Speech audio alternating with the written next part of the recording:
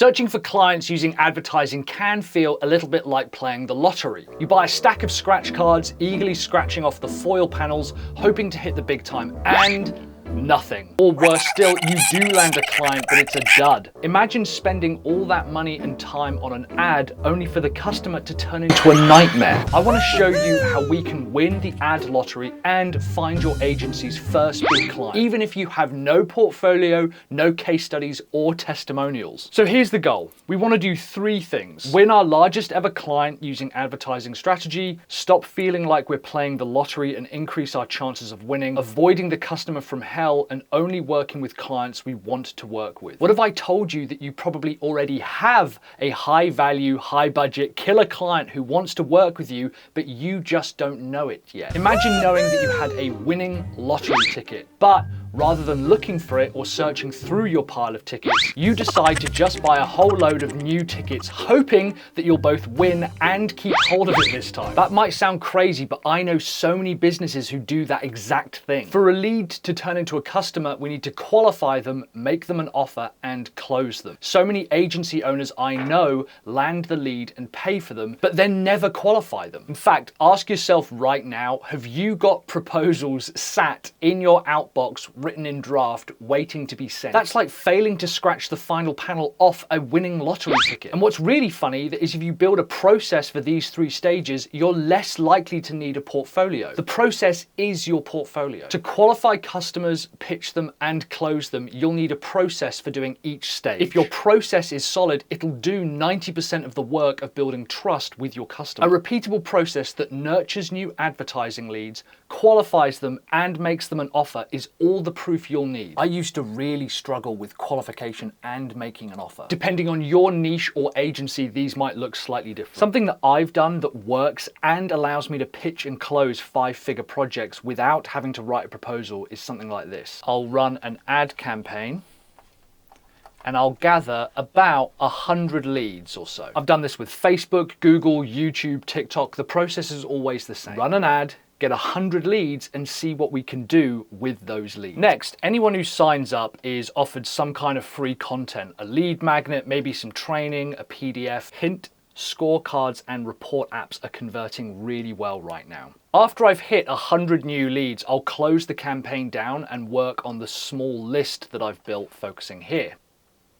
I'll offer everyone on this list a quick 10-minute free call, and ideally I'll ask for their email address, name, and phone number. Or on the thank you page, I also offer them a chance to book a call via the qualification form. When I run the call, I'm just qualifying them. They are auditioning to work with me. I'm not auditioning to work with them. And if they pass that qualification call, I will offer them a 45-minute strategy call. And on that call, we'll walk through their business and try to figure out how and if I can help them. If I can help them, I'll make an invitation, make an offer, and close them on that call. I have closed $10,000, $25,000, and $75,000 projects with one call and no custom proposals. In fact, I think you could do even better than me. If you've ever closed a 6-figure deal on 2 phone calls, comment below. This means all of my leads are treated the same. And eventually, I'll end up with 2 to 3 new clients on average. My time is spent checking the lottery ticket, not buying new ones all the time. But what happens when we make a sale, close the customer, and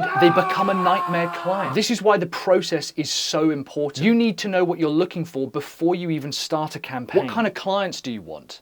Does this seem like the type of person that you would like to talk to every day? Do you want to work with them? Can you get them awesome results? Do you like them? Can they afford you? Can they afford to implement your advice? Are they looking for help now, urgently? Are they the decision maker? There's multiple times to pre-qualify and qualify leads. For me, I'm qualifying them during the ad stage when the copy calls out their industry and their problem. Then during the call offer stage, I often survey them to see whether they're a good fit to work with in the first place. I'll ask questions that are qualifying, such as how much money are you spending per month to fix this problem right now, and what's your total income at the moment. I'll continue to qualify them on the quick 10-minute qualification call and on the strategy call as well. I want to make sure that they're urgently seeking help and that they are ready to move today. I also want to make sure that they seem like good people. Like, do I like them? When I scratch off all 3 panels on my lottery ticket, do I even want the prize that I'm offered? 99% of people should fail scale your qualification criteria and standards. Nightmare customers are the result of a lack of qualification. You're better off finding one awesome customer in your stack of lottery tickets